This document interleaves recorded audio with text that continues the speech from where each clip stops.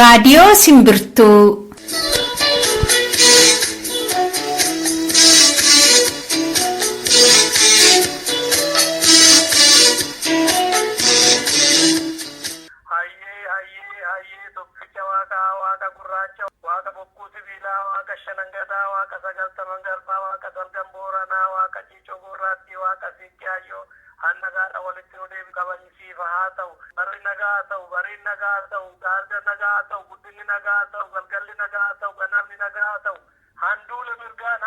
Kamisa onkoloolessa 13 bara 2016 akkam jirtu dhaggeeffattoota Simbirtuu biyya ambaa fi biyya keessaa teessanii sagantaa keenya hordofuudhaaf nu eegaa jirtan.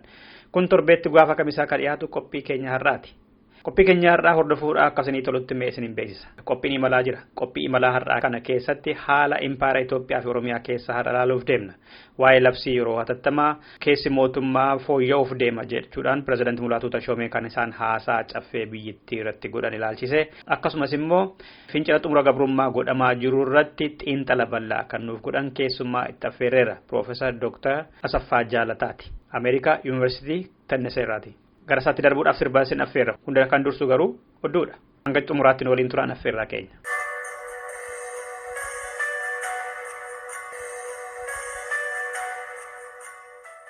Poolisiin federaalaa waraanni ittisa biyyaa fi agaaziin qabeenya uummataa saamaa jiru jedhame Oromiyaa keessaa. Waraanni kunneen yeroo labsii hatattamaa bahee dahoo godhatanii karaarraa fi mana namaa seenuudhaan ifatti saamaa jiru. Maddeen keenya bakka adda addaa akka jedhanitti qarshii moobaayilii fi meeshaa elektirooniksii gatiin isaanii guddaa ta'e yeroo barbaadanitti namarraa fudhataa jiru. Akka waan sakatta'u fakkeessaniitu qabeenya namaa saamaa jiru kan jedhe oduun nu ga'e gochaaleen kun immoo Oromoota irratti kan xiyyeeffate ta'uu addeessa. Waan kun immoo naannoo Sabbataa, Alamganaa, Tulluu Boolloo, Bishooftuu, Aqaaqii, Duukam, Wanjii, Mataharaa, Ciroo, Shaashamannee, Ajjee, Asaasaa, Hirnaa, Awadaay, Amboo, Meettaa, Roobii, Dambidolloo, Giddaa Ayyaanaa, Fincaa, Jalduu, Baakkoo, Mandiifaa keessatti ciminaan deemaa jira. Waraanni Itoophiyaa fi basaastonni OPDO nama hidhuu fi diishii televezyiinii manarraa buqqisuu hojii dhaabbataa guyyaa taasifataa jiru. Teknii fi waraanni qindoominaan mana namaarra deemanii namoota televezyiinii alarraa dhaggeeffatu jedhamanii shakkaman diishii isaanii buqqisanii fuudhaa jiru. Kana malees dargaggoonni Oromoo jumlaatiin hidhuun haalaan jabaatee jira Oromiyaa keessatti. Maddeen keenya akka jedhanitti erga labsiin bahee kaasee Oromoonni hidhaman sababa kanaan wal qabatee daangaan qabani. Hedduun namaas bosonatti galaa jiru. Diishii televezyiinii buqqisuun kun immoo Tulluu Boolloo, Sabbataa fi naannoo ishee Jalduufaa dabalatee godinoota adda addaa Oromiyaa keessatti bal'inaan kan deemaa jirudha jedhame. Itoophiyaa keessatti tajaajilli intarneetii cufameera jedhame. Bilbila dabalatee karaa namni suur-sagaleetiin wal quunnamu marti waraabamee ni dhaggeeffatama warra qondaalota tikaatiin. Akka addaatti labsii dilbata darbe baheen as roobii kaleessaa kaasee namoonni feesbuukiitti fayyadamuu hin dandeenye. Intarneetii irraa suur-sagalee arguu fi dhaga'uun hin jiru. Waajjiroolee fi namoota biroodbaandii qaban qofaatu hangi tokko wayyaadha jedhe maddi keenya. US Ameerikaan immoo labsiin yeroo hatattamaa Itoophiyaan baafte kun gochaa of balleessuuti jetteetti komee baafteen. Gamtaan Awurooppaa fi Jarmaniin immoo mariin biyyoolessaa akka godhamu gaafataniiru impaara Itoophiyaa keessatti. Onkoloolessa 3 hanga 9 bara 2016 gidduu qofaatti lola qabsaa'ota bilisummaa Oromoo fi Itoophiyaa jidduutti godhameen qondaalonni waraanaa Itoophiyaa 4 fi loltoonni ishee 211 ajjeefamani. Mooraa Itoophiyaa loltoonni agaazii fi poolisii keessa turan 116 gara adda bilisummaa Oromootti makamanii qabsoo bilisummaa Oromoo finiinsaa jiru. Adda bilisummaa Oromoo ibsa tarkaanfii injifannoo lolaa kaleessa baaseen onkoloolessa 3 hanga 9 gidduutti qofa loltoota Oromoo fi mootummaa Itoophiyaa jidduutti bakkoota garaa garaatti godhameen diinarraa loltoonni 62 madaahanii qawween 493 matarayyeesiin 6 boombii 4 fi rasaasni 267 booji'amaniiru jedhe. Kana malees konkolaataan humni diinaa ittiin socho'aa ture torbas barbadaa'uu addeesse. Qondaalota ajjeefaman keessaa ajajaan kumaalaa Asbaa Asgidoom jedhu dabalatee ajajoonni 4 galaafatamaniiru jedhe. Bakkoota lolli itti godhamaa turee fi miseensonni waraanaa Itoophiyaa waamicha bilisummaa Oromoo godheefiif kana malees yeroo dheeraadhaaf quunnamtii dheeraa isaan jidduu turerraa gara qabsoo bilisummaa Oromootti kan makaman godinoota Gujii keessatti, Baha Oromiyaa kaampii Addeellee, Ashaa, Dawwaalee, Shinillee fi Dirree Dawaa keessatti, Shawaa Bahaa, Bishooftuu, Liiban Cuqqaalaa, kaampii Awaash, Bosaatii fi Fantaalleetti, Arsii Lixaa mooraa waraanaa Shaashamannee naannaa Meexamii fi Qoreetti, Shawaa Bahaa Boosatii fi Wanjifaatti, Shawaa Dhihaa Meettaarobitti, Harargee Bahaa Awadaayii fi Shawaa Kibba Dhihaa Wallisootti injifannoolee guyyaa muraasa keessatti argame ta'uu beeksise. Rakkina quunnamtii jiruun injifannooleen wal fakkaatan godina dhiyaatiin galmaahaa jirummoo kurfeessuu akka hin danda'amne eereera adda bilisummaa Oromoo injifannoo waraanaa baasetiin. Dhumarratti oduun pirezidaantii Kibba Sudaan du'aniiru jedhu sobadha jedhame. Oduun biyyattii keessaa bahee sabaa himaalee hawaasaa irratti faca'aa jiru akka jedhutti pirezidaantii Keeriin Ugaandaa yaalamuudhaaf deemanii achitti fayyuu hin danda'an jedhamanii erga qeetti deebi'anii boodadha kan keessaa bahe.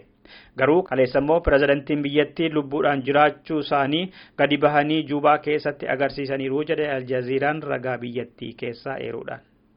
Dhaggeeffattoota keenya oduun keenya har'aa kanumadha. Haala yeroo irratti marii Profeesar Dr. Asaffaa Jaalataa wajjin kan goone sirba kanaa booda qophii imalaa keessatti qabannee deebina.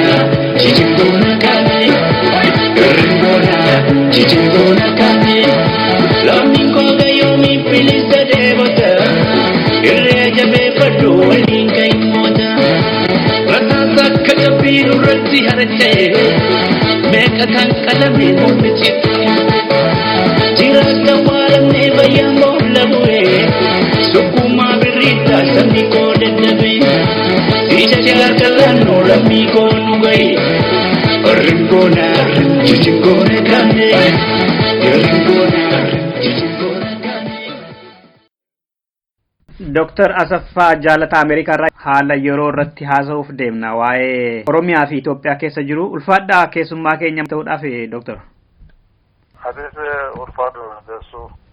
Dhiyeenya kana dilbata darbe mootummaan Itoophiyaa labsii hatattamaa kan jedhee labse tokko jira.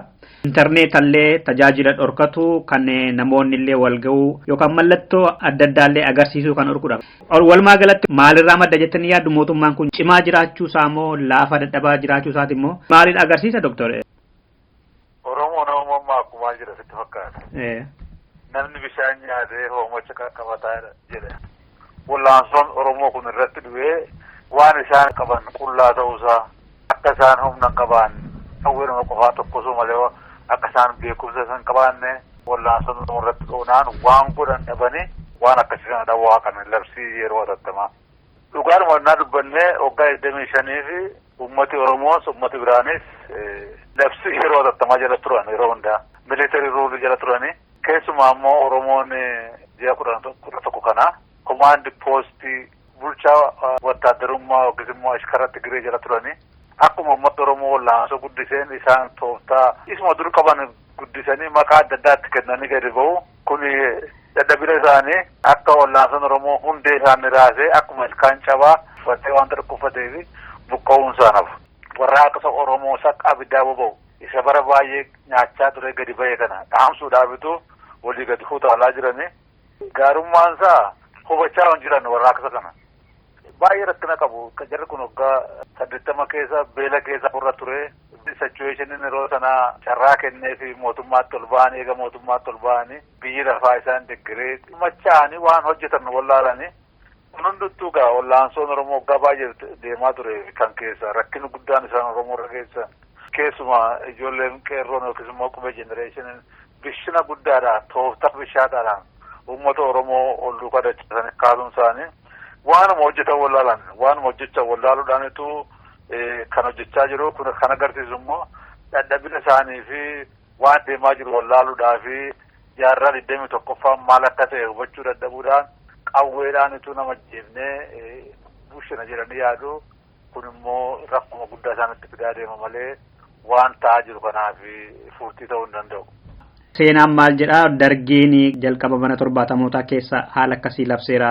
Muummichi ministeeraa Haayile Sillaasee Akiluu Habtewaldillee mee yeroo naa kennaa kan jedhu tokko yaada kaasee ture waggaa barattoonni irratti fincilan jedhama. Mootummaan kunis erga dhufee gara jalqabaarraa labsii hatattamaa kana labsaa ture.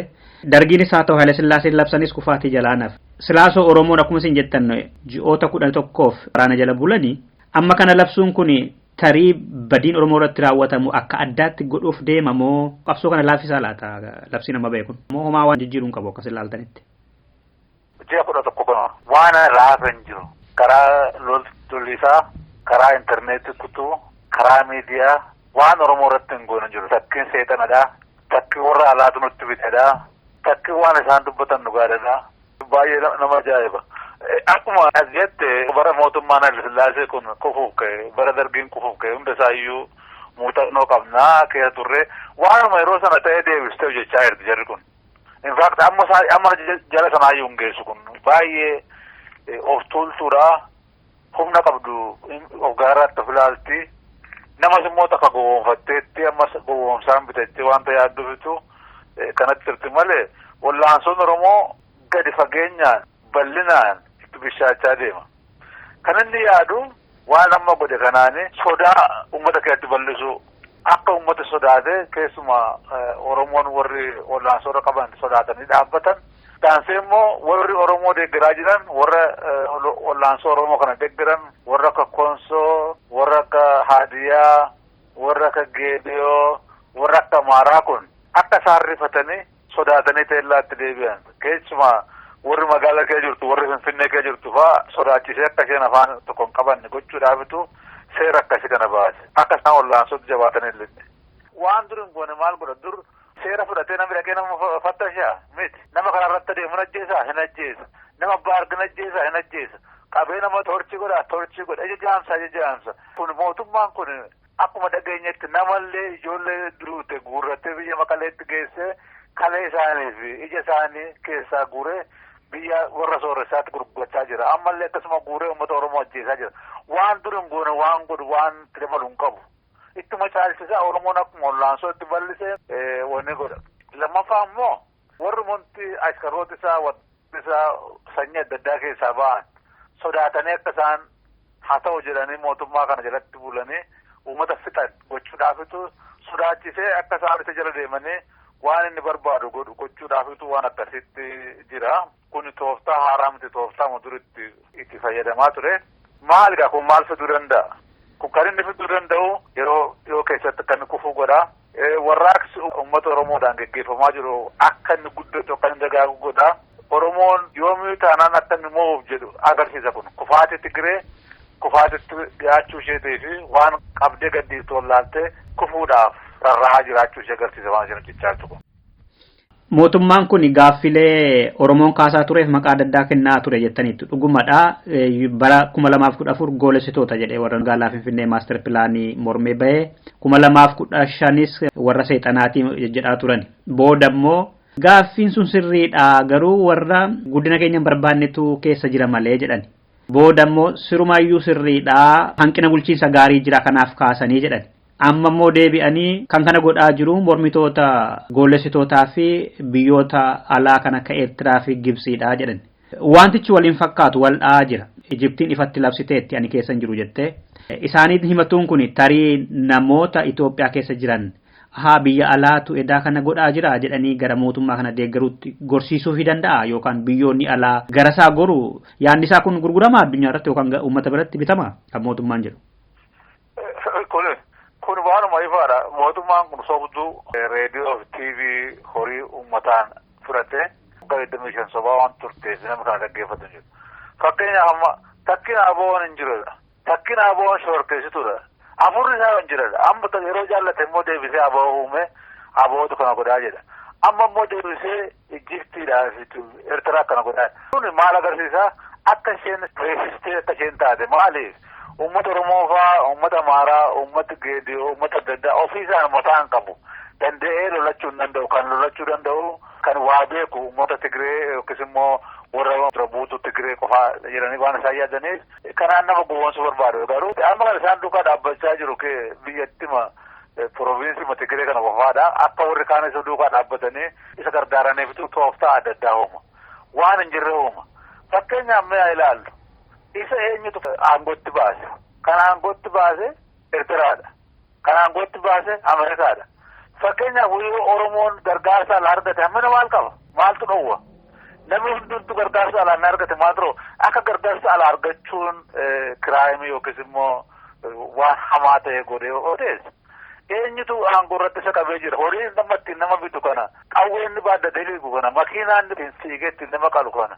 Mana hidhaa keetti kan ittiin toorchiri godhu eenyu kenneef warra alaa kenneef miti.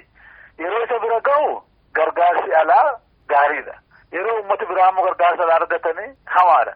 Haa ta'uyyuu malee Eertiraa fi Ijipti Oromoo gargaaran jechuu koo miti. Waan isaan gargaaran hin agarre. Utuu isaan gargaaranii ta'e Oromoo yoo na qawwee argatee waan baay'ee gochuu danda'a hara qullaannu. Jarri kun waan godhanii kun qaban silaa Oromoon qawwee malee hara qullaa deemee akka itti du'aan jiru. Oromoon ofuma isaaniitu ofirratti hirkachuudhaan waggaa 25 guutuu rakkatee waan godhu dhabee rakkinni isa gubee isa waadee silaa duuti nooltu lolachaa duuna bilisoo keenya argannaa duuna jedhee murteeffatee ka'e malee nama alaatu kaase miti. Uummata beekaa waan ta'eef namarraati ajaja fudhatee waan jaallatan hojjetu ofuma isaaniitu yaadee waan barbaadu jechaa jira. Oromoon irra nama beekota baay'ee qabaa, warraaqtoota baay'ee qabaa, ijoollee warraaqsa keessatti guddatetu warraaqsa kana keessatti iddoo guddaa taphachaa jira. Jaarmota baay'ee Oromoo keessaa bahee wallaansoo Oromoo kana irratti hojjechaa jira. Keessumaa ijoolleen qeerroo, ijoolleen qubee jenereeshiniitu gaggeessaa jira malee alaati dhufee namni rimoot kontirooliidhaan namatti hin jiru. Namooti baay'een illee waan akkanaa bakkee ta'anii yoo odeessan kun kijiba. Uummata Oromoo ofuma isaan hojjete malee mootummaan kun mootummaa waanuma qabdee wallaalteeti akka godhachaa jirti. Tole dhaggeeffattoota keenya Dr. Asaffaa Faanaadha mariirra kan jirru. Wiixata darbe caffeen biyyattii lamaan wayita banamu kabara haaraa. Pirezidantiin biyyattii Dr. Mulaatuu Tashoomee haasaa baninsaa wayita taasisan. Bara haaraa kana keessatti dantaa Oromiyaan Finfinnee irraa qabdu labsiidhaan yeroo dhiyootti akka bahu himani. Kabiraa mormitoonni biyya keessaa akka isaan caffee biyyattii seenuu danda'an seerri filannoo fooyya'ee akka bahu himani. Dhaabbilee miti mootummaa yookaan NGO'ta labsiin urgaa ture amma akka inni fooyya'ee akka isaan socho'an sabaa himaalee walabas akka socho'an godhamuuf akka jiru himani. Inumaayyuu manni maree ministeerota isaanii akka diigamuuf deemu kan mul'isu haasaa godhaniiru akka fooyyessuuf deeman.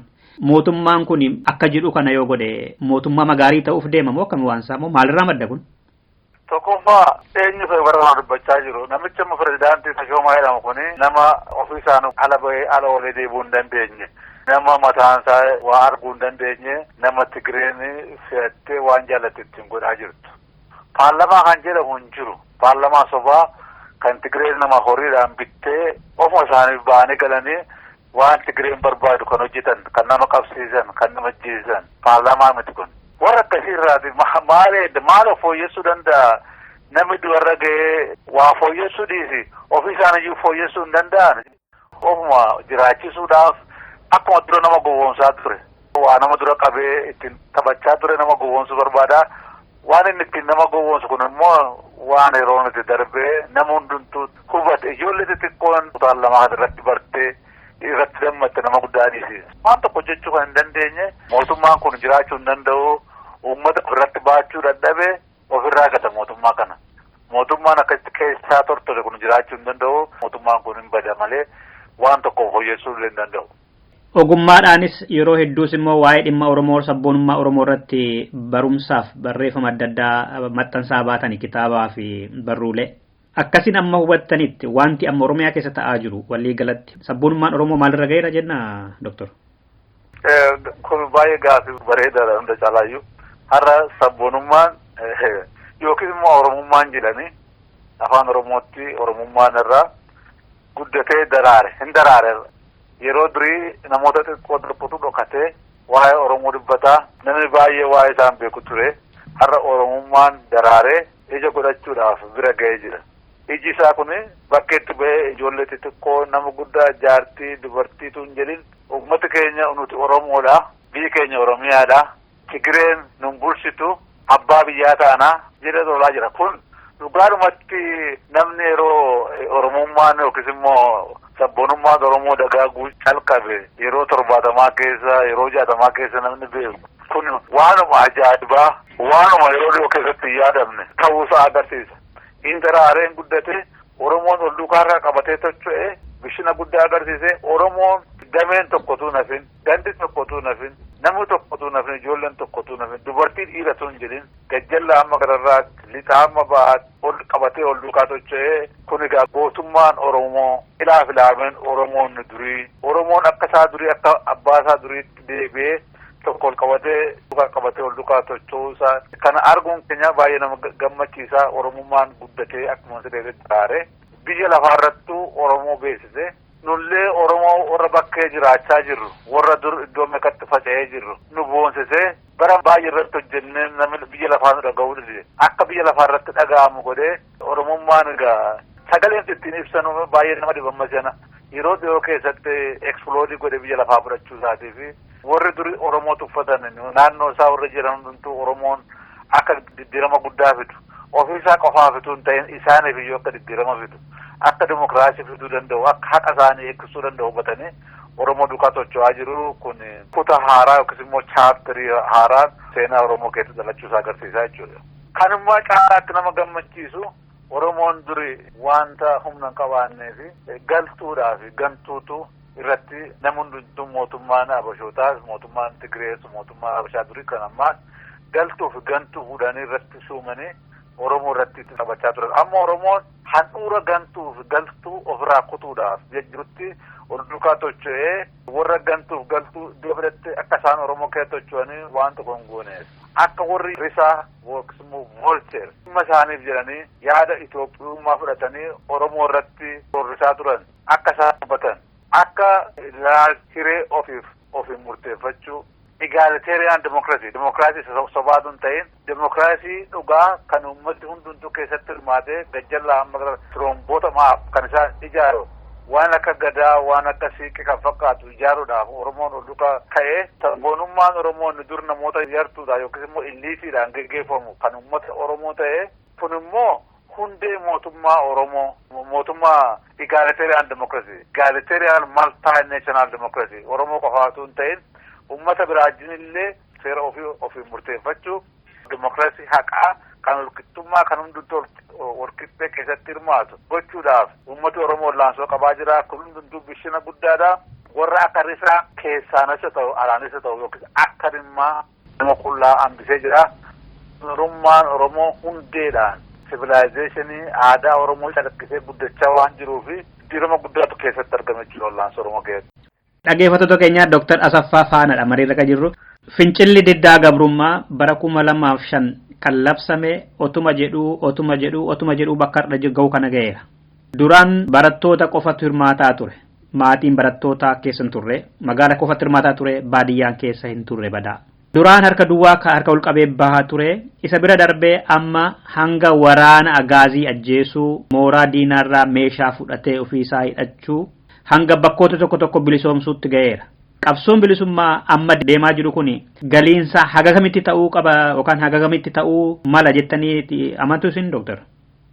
Ani waan jedhu waan Oromoon biyya keessaa jedhu himan. Maaliif galiisaas maal akka ta'e, akeekni isaas akka maal akka ta'e Wallaansoon Oromoo biyya keessatti jiru qeerroon uummati bal'aan himaa jira. Tokkoffaa mootummaa Tigireen nun bulchitu jedhan.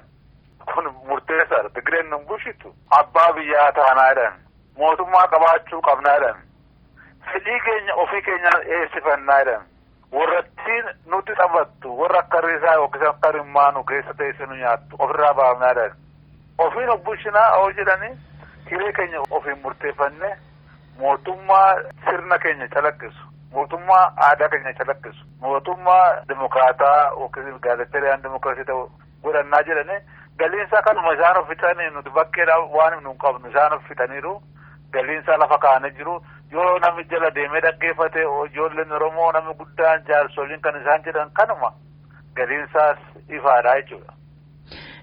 Maaliif namoonni tokko immoo biyya alaa kanatti warri waa'ee hiree ofii murteeffannaa warri yaadan jiru garuu Oromoon iyyuu abbaa Itoophiyaati eessa dhaqa warri jedhan yaada kaasantu jiru iyyuu faallaa kan biyya keessa biyya alaa kanatti jechuu barbaadeen. Waan fedhe haasa'uu danda'a. Namni barbaade wallaansoo Oromoo gara jaallatetti harkisuu danda'a. Garuu uummati Oromoo biyya keessaa akkas hin jenne. Uummati Oromoo kan isaan jedhanii nuti abbaa biyyaati biyya keenyatti jedhan. Lafi keenya namni gurguratu namni nurraan fudhatu jedhan. Sirni keenya afaan keenya kabajamuu qabaa afaan keenya aadaa keenya mootummaa mataa keenya ijaarrachuu qabnaa jedhan. Kanaaf namooti warri akka jedhan tokkoffaa warra waa'ee sirna koloniyaalizimii maal akka ta'e kan hin beekne.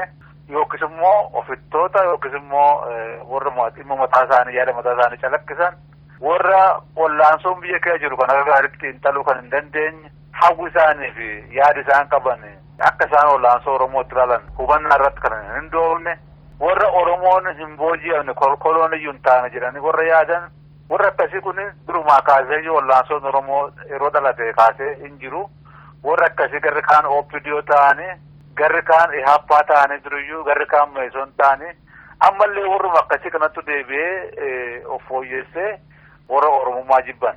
Oromummaa dhaga'uun barbaadan warra akkasii kan isaan uffatanii fiigan ilaalcha Itoophiyummaa. Kun maal agarsiisa?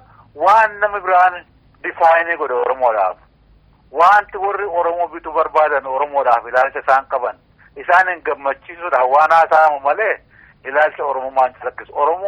Oromummaan fedhii Oromoo karaa Oromoo ilaaluudhaan waan Oromoon barbaadu ilaalcha Oromoodhaan hubachuudhaan fedhii Oromoo akka Oromoon barbaadetti hiikkatanii akka Oromoon barbaadetti hojiirra oolchuu. Kana jechuun maal jechuudha? Oromoon nama biraa jibba jechuu miti. Oromoon nama biraa ofirraa ari'achuu miti. Oromoon waan namni irra fidee kaa'ee hin fudhatu. Kanammoo kan inni ittiin gochuu danda'u ilaalcha Oromummaa, ilaalcha aadaa isaatii, ilaalcha afaan isaatiin hojjechuudhaan kanarratti warra isa fudhate isa galee wajjin hojjechuu danda'a.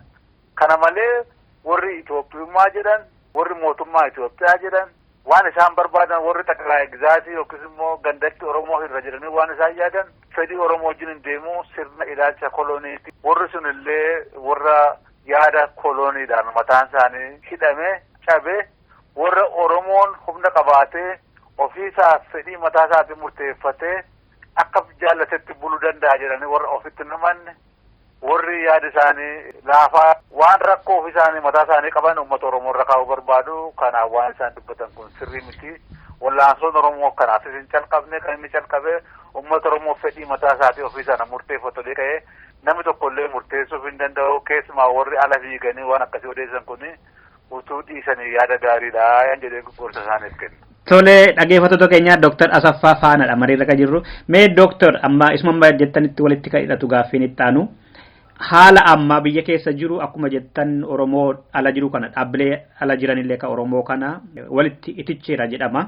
Kanaaf mootummaan kun akka dafee kufu gochuudhaaf wayita halagaa faana mari'atu Oromoon akka dhuunfaattis deemee mari'atu namni akka tutaatti akka gareettis wayita mari'atan yoo xiqqaate wanti qabatanii deemuu danda'an maal ta'uu qaba dhimma Oromoo kan sharafsiisuu hin dandeenye hundinuu akka tutaattis akka dhuunfaattis wayita haasa'u halagaa faana adiis haa ta'u warra Habashaa ollaa keenya warra jiran biyyoota adda addaa faana wayita haasa'an qabxiin isheen dhumaa ishee xiqqoon maal ta'uu qaba Oromoon kan wayita haasa'u amma fakkeenyaaf dhimbitoota qabsoo Oromoo kan aktiivistootaatti wayita gadi bahanii waa'ee qabsoo kana biyya keessa deemu waggaa haasaan wayita adii fi warra Habashaa bira haasaan immoo Itoophiyaaf warri boo'an jiru akka dhaaba siyaasaattis jiru. Itoophiyaaf kan boo'u hedduu jira faranjiin hin boo'a dhaabbileen Habashaa hedduutu boo'a Oromoo keessaa dhaabbileen siyaasaa Oromoo hedduu Itoophiyaaf boo'a Oromoof namni boo'u garuu nama xiqqoo. Kanaaf qabxii akka walii galaatti Oromoon kan isaan waliin qabatanii deemuu qaban wayita Orma faan haasaan maal ta'uu qaba jettusin?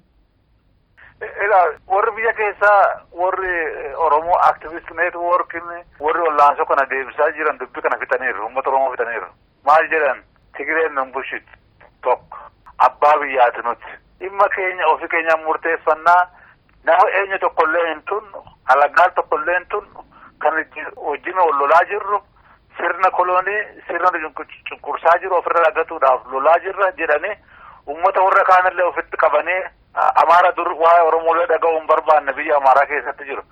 Amaara biyya Oromiyaa keessa jiran ammayyuu taanaan rakkoo guddaa qabu Oromoo wajjin dubbachuun barbaadani keessumaa Amaarri biyya Amaaraa keessa jiru wallaansoo Oromoo kana duukaa ka'e. Namooti baay'eenillee warri Oromoo dur jibbanii Oromoon akkasii jedhanii waan Oromoo kana fudhatanii ka'aniiru. Waan namatti himu warri ala jiran kanatti waanuma Oromoon biyya keessa calaqqisuudha. Waan biraa hiikanitti fiduun irra hin jiru. Wallaansoon biyya keessatti loogaaniinsaa yaadisaa ilaalchisaa akka gaariitti bishinaan lafa kaa'amee jiru warri ala jiru isa gargaaru calaqqisuu malee waan biraa haaraa finne keessa kaa'uun nurra hin jiru. Akka barbaannetti hinne iddoo adda addaatti calaqqisuun nurra jiru. Dhaggeeffachuu jala deemu waan biyya keessa hojjetamaa jiru jala deemu kan irratti olii gallu uummati sun gargaaramuu qaba warra ajjeefamuu qabu jarri kun haqa namaaf du'aa jirani sooshaal jastisii dhugaadhaaf du'aa jirani. Demokraasii sirriidhaaf du'aa jiranii nama hundumaallee warra rakkate protektii eegaa jiranii akka isaan waan tokko hin taane nama biyya Oromiyaa keessa jiru nama tokko illee akka utuu hin tuqin nagaan eegaa jiranii waan isaan godhaa jiran kun sirriidha.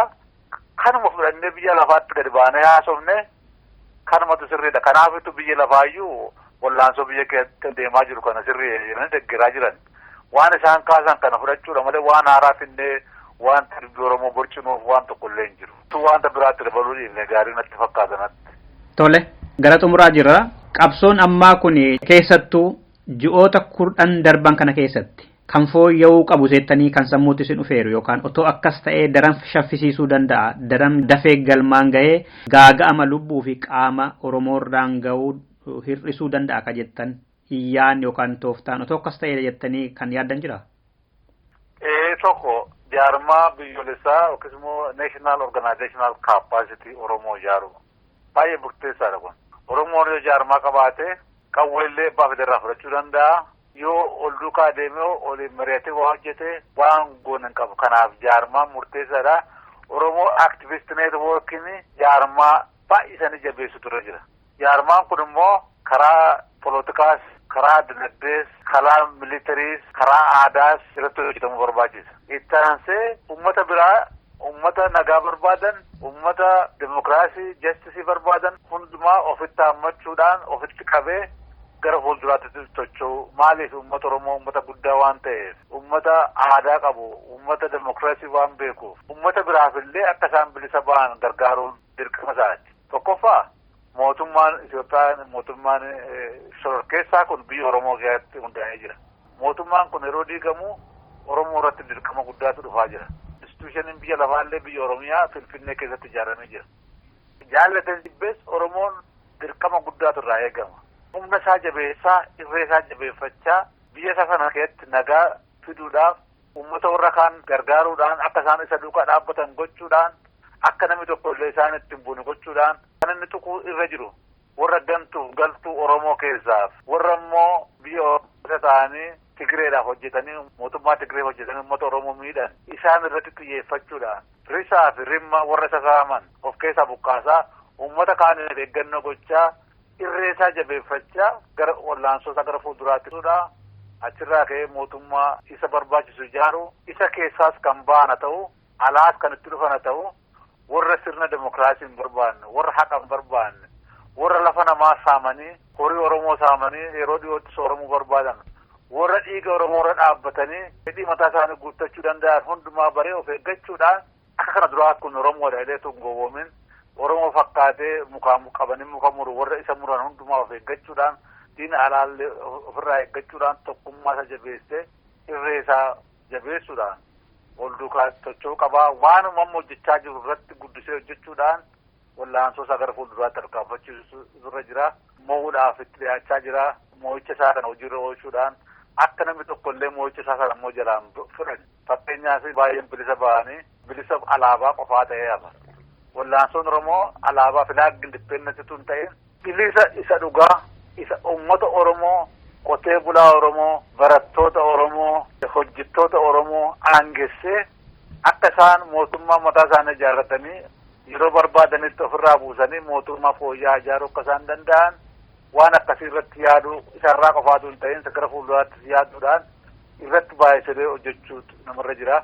Fakkeenyaaf amma mootummaan akka Eertiraafaa mootummaan akka Tigreefaa duula mo'aniiru garuu dhugaadhumatti mootummaa sirrii ijaarrachuu hin dandeenye. Oromoon kanarraa barachuudhaan diina isaa cabsee mootummaa sirrii, mootummaa demokrasii, mootummaa gadaa fi sirna siiqqee calaqqisu ijaaruudhaa fi ammaa kaasee hundee isaa irratti hojjechuutu irra jira yaaduma akkasiin kennan.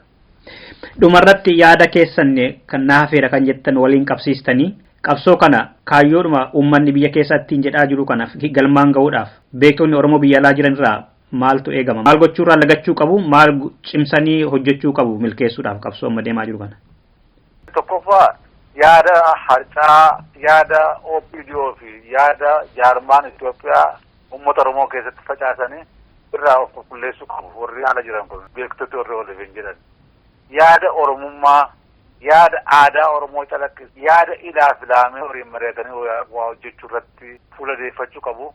Lammaffaa isa durayyuu uummata Oromoo warra du'aa rakkachaa ajjeefamaa madadhaa akka jiran horii qabaniin bira dhaabachuu qabu.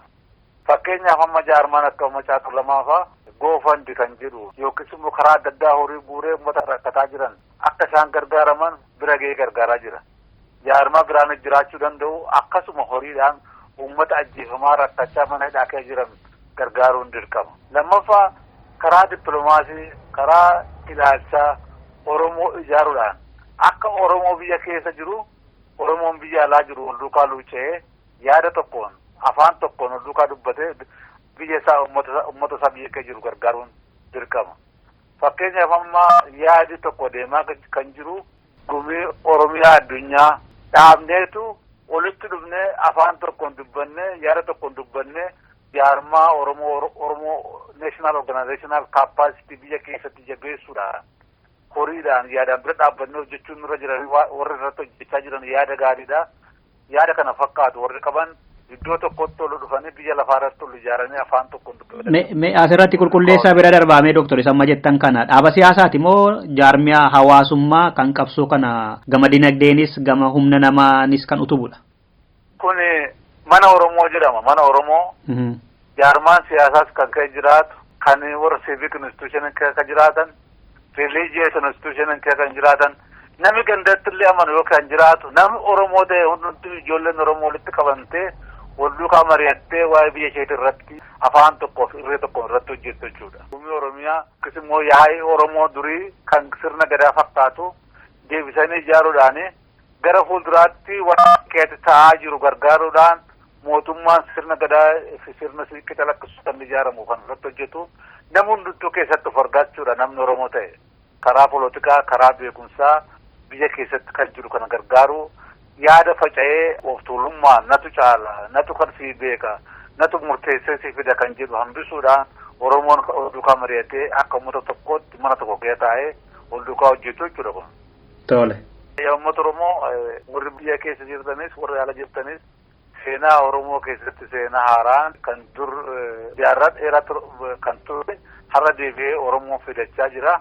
Yaada kanaan uummata Oromoo kan inni uummata ta'ee jiraachuu danda'u, kan inni abbaa biyyaa ta'ee jiraachuu danda'u, civilization isaa eenyummaa isaa deeffachuudhaan akka abbootii isaatii akka haadhotii isaatii durii duukaa mari'atee harka ol warri gargar facaatanii of tuulummaadhaan yaada adda addaa finneetu Oromootti feenee Oromoo baachifne jettanii yaada dhiisaati waliigalaati ol duukaa hojjechaa harka ol qabadhaa yoo ol duukaa qabate Oromoo waan hin goonellee hin qabu ofii isaa dhiisii warra kaaniif iyyuu bilisa baasuu danda'a. Biyya Oromiyaa keessa naannoo Horn of Afrikaa keessatti iddoo guddaa fiduu danda'a. Uummata biyya lafaafillee uummata rakkachaa jiraniifillee fakkeenya ta'uu danda'a. Kanaaf ilaalcha keenya gara Oromummaatti deebifnee wallaansoo biyya keessatti jiru akkiniinsee iddoo ga'u ofirratti hojjechuun nurra jira waan dhaggeeffattaniif galatoomaan jedha. Tole, Dr. Saffaa Jalataa Yuunivarsiitii Teenisee irratti haala yeroo irratti marii raadiyoo simbirtuu waliin gootanitti ulfaadhaa Dr. Galatooma. Atis deessu baay'ee galatoomii hojii guddaa hojjechaa jirtu waan isin hojjettan kun waan salphaa miti uummata dammaqsuudhaaf beeksisuudhaaf hojii kanatti jabaadha harka ol qabannee dubbii uummata keenya gara fuulduraatti akka tarkaanfachiifnuu fi halkanii guyyaa hojjechaa jirtu galata keessan bilisu. Walami akutae na labanda tugae batakuya duma utaki kubongalage batakuya duma utaki kubongalage kanale rana tiugae kubongalage turikuba na tiugae kubongalage kanale rana tiugae kubongalage wanagara na tiugae kubongalage ambukuba na tiugae kubongalage akatara na tiugae kubongalage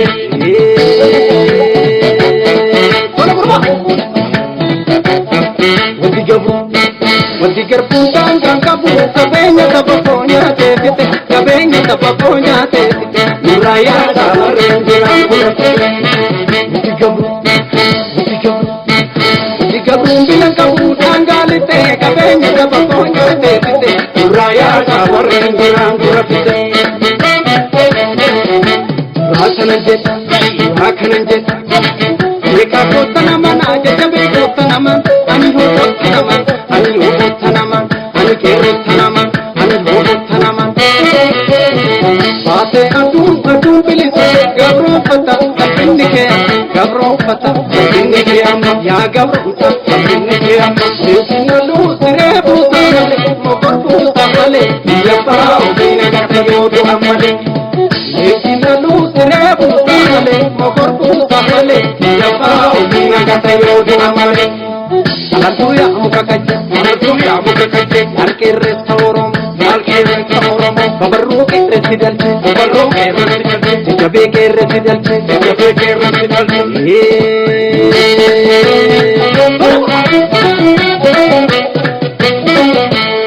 ya sobanyata tibare ya sobanyata tibare ya sobanyata tibare ya sobanyata tibare ya sobanyata tibare ya sobanyata tibare ya sobanyata tibare ya sobanyata tibare Sinalu mo parpusa ole biya pa ko urku embaram biya pa ko urku embaram biya pa ko urku embaram biya pa ko urku embaram biya pa ko urku embaram kai pa ko urku embaram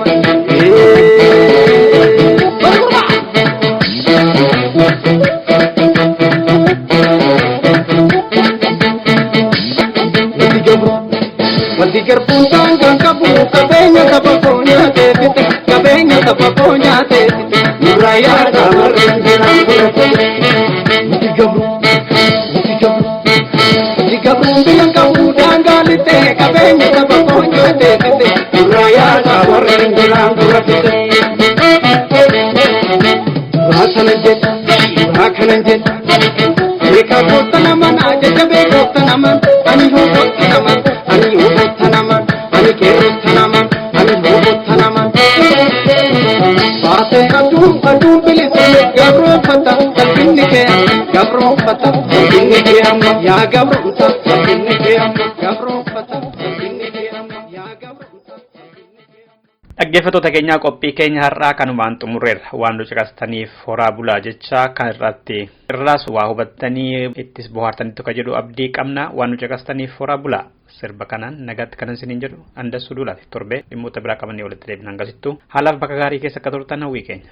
Galata galchuudhaaf malkaa uumaa buune nagaa sinnaa manne galaa biyyootaane. Jaanni saalaku baraan borcuu taane mirgaa footoo boonyu siraa boollaa buune. Sangalee awwaale garaan nu laalata ijji miimani onneen nu hollata. Maazikaadhanne deebii bimmaan keenya adiif gadoo goota.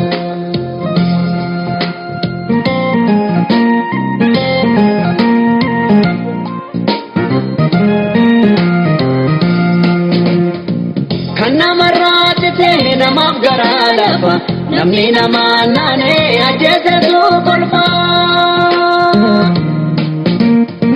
Hinboonyunuu gahaa baraan bu'aan abdu wadaa jiru cabsii ol deebinee rabnu.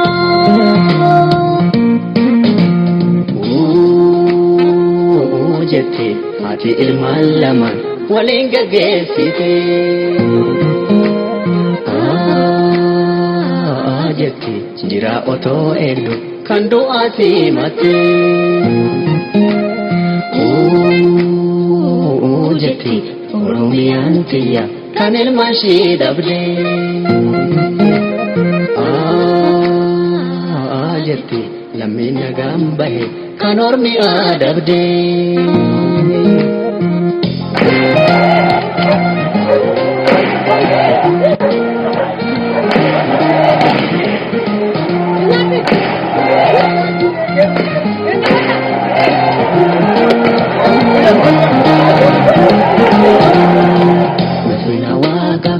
Arsadete male jira mana bu'e kareefi koo galee.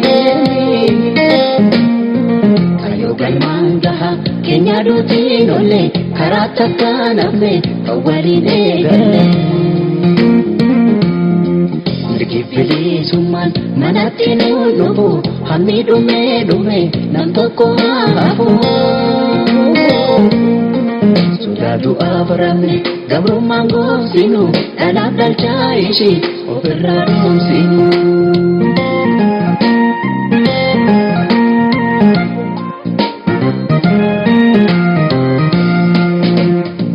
Sudaadu abjenne gabrummaan goosinu dhalaaf dhalchaa ishee ofirraa dhoomsinu.